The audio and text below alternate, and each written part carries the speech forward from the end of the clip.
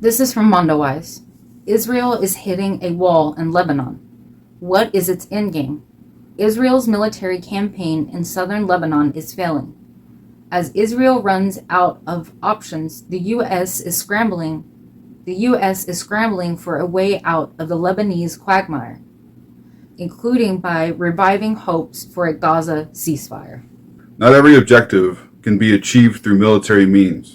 Those are the words of Israeli War Minister Yoav Gallant on October 28th, commenting on Israel's war on Lebanon. Painful compromises will have to be made, he said. Gallant's comments came amid Israeli reports of a possible deal to end the war in Lebanon, drafted by U.S. envoy Amos Hochstein. However, on Wednesday, the newly elected Secretary General of Hezbollah, Naim Qassem, said in his inaugural speech that talks about a potential deal were noise without results. Qassem insisted that Hezbollah's position is to have a ceasefire first and then negotiate the details of a lasting agreement. Nearly a month ago, Gallant's rhetoric was different. The war minister took pride that Israel had, in his words, destroyed most of Hezbollah's infrastructure, pledging not to stop the war until the Lebanese resistance group's full destruction. At the time, Israel had assassinated several top-ranking military and political leaders in Hezbollah, including its iconic Secretary General Hassan Nasrallah in the wake of the exploding pager and electronics attack in mid-September. Israel was at the height of its euphoria, which gave it the confidence to escalate its attacks and launch a ground invasion. Even 10 days ago, Gallant was saying that Israel had moved from the phase of defeating Hezbollah to the phase of destroying it, but Gallant's tone would shift in a matter of days. What happened in the interim was that Hezbollah regrouped and redoubled its military efforts in repelling the Israeli onslaught. Instead of collapsing after the assassination of its entire top military echelon, rocket fire from Lebanon increased in intensity and destructive capacity, challenging Israeli claims that the majority of Hezbollah's arsenal had been destroyed or disabled. Haifa came under fire, as well as Akka and the northern suburbs of Tel Aviv. Prime Minister Netanyahu's residence in Caesarea was also struck by a drone while he was absent from his house. Israel started its ground invasion of Lebanon in the first week of October, officially aiming to clear southern Lebanon of Hezbollah's presence and create a buffer zone that might extend up to the Litani River. Weeks passed with combat barely advancing past those same areas, mostly centering around the villages of Edessa and Kirv-Kila in the southeastern bloc. The villages of Yarun, Rimesh, and Aida al-Shabab. Couldn't do that. Aida al-Shayab. Damn it. Oh, you said Shabab. I said Shabab. I read it as just Shabab. The villages Yarun, Rimesh, and Aida al-Shayab in the central bloc, and the villages of Ramia, Marwahin,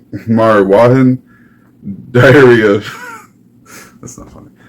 The villages of Ramia, Marwanhin, De'era, and Narquara in the Western Bloc.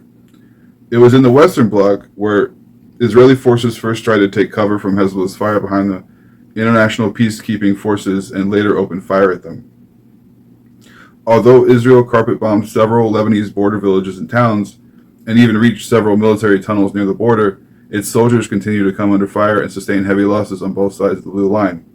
Earlier this week, the Israeli army admitted to the death of 15 soldiers, including officers, and the wounding of 60 others within 48 hours.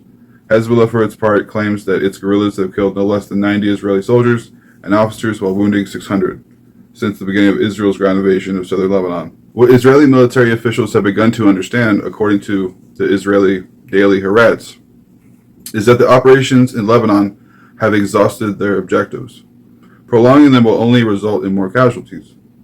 In the face of this seemingly immobile situation, some voices in the Israeli military have begun to pressure to reach a political agreement to avoid ending the Lebanon offensive with nothing to show for it, a repeat of the 2006 war with Hezbollah. This is the crucial context within which to understand U.S. envoy Amos Hochstein's comments on Thursday. The former Israeli soldier turned U.S. diplomat told the Lebanese state that it shouldn't allow Hezbollah to tie Lebanon's fate to other conflicts in the region, referencing Hezbollah's insistence on maintaining a support front for Gaza until Israel halts its genocidal war. Right before Hochstein's arrival, Israel had given the U.S. a document stating its conditions for a ceasefire with Lebanon. It included allowing Israel to operate freely in Lebanese territory and airspace at any point in the future. The Lebanese government, represented by Prime Minister Najib Mikati and the Parliament Speaker Nabih Berri, who Hezbollah delegated to negotiate in its name, rejected the proposal. Ahead of Hochstein's current visit to the region, Israeli media reported on the potential deal that would lead to the cessation of hostilities. According to Axios, the proposal was based on an amended version of the UN Resolution 1701, which ended Israel's 2006 war in Lebanon. The proposal, according to Axios, stipulated that there would be a ceasefire announcement followed by 60 days of halted fighting. During that time, Hezbollah would pull back heavy parts of its weaponry north of the Litany, while Israel would gradually withdraw its troops behind the Blue Line. This would be followed by the deployment of 8,000 troops from the Lebanese army along the border. The Axios report indicates that the U.S. believes Hezbollah, after being dealt a crippling blow following the assassination of its top leaders, might be persuaded to end its operations against Israel and give up its support on Gaza. This seems to be a general belief among Western allies of Israel. A week ago, Germany's foreign minister, Annela Baerbock, said during a visit to Beirut that she believed that Israel had succeeded in significantly weakening Hezbollah. A few days before visiting Beirut, Baerbock had publicly justified Israel's bombing of civilians in Gaza and Lebanon to defend itself. Because, of course, Germany's like, we like this genocide, this Holocaust that you got going on here. Amid this conflicting rhetoric, including the Israeli military's own admission of its incapability in achieving Israel's goals through military means, diplomatic moves continue to scramble for a way out of the Lebanese quagmire, including by reviving hopes for a Gaza ceasefire. On Sunday, Israel's Mossad chief arrived in Qatar to meet with the chief of the CIA and the foreign minister of Qatar to discuss the revival of ceasefire in Gaza. On Wednesday, the spokesperson of Qatar's foreign ministry, Majed Al-Ansari, said that progress was made towards a ceasefire in Gaza. Axios reported that CIA's William Burns was drafting a proposal that would include a month-long ceasefire and the release of 8 Israeli captives by Hamas in exchange for Israel's release of dozens of Palestinian prisoners. The reported proposal doesn't address the key issues that led to the failure of the previous ceasefire talks, namely Israel's refusal to leave the occupied Philadelphia and Netzarim corridors and its refusal to definitively end the war. However, the attempt to revive the talks indicates a need to reach an agreement which would make a permanent agreement with Hezbollah possible. Meanwhile, Naam Qassem reaffirmed on Thursday that the movement had rebuilt its command and control structure and that its fighting capacities were intact, repudiating Hochstein's expectations that Hezbollah is prepared to fold. Hezbollah's position also increases the difficulty of Netanyahu's race against time. For one, the Israeli Prime Minister realizes that his bet to break the Lebanese resistance has failed, and his army is telling him that the time has come for political solutions. In addition, he knows that the upcoming vote in the U.S., regardless of who wins, will free the incoming U.S. administration from electoral calculations to push harder to end the war on both fronts, in Lebanon and in Gaza. This might explain Gallant's instructions to Israeli troops in Gaza on Wednesday to exercise as much military pressure as possible in order to free the hostages.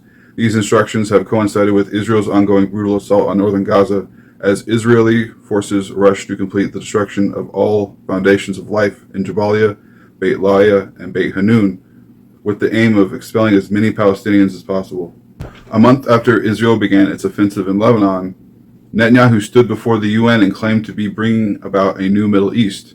The prospects of ending the war and the year-long Israeli onslaught across the region may result in a new Middle East, but it will look very similar to the old one. The only difference will be over 43,000 dead bodies, piles of ruins, and the collapse of rules-based international order.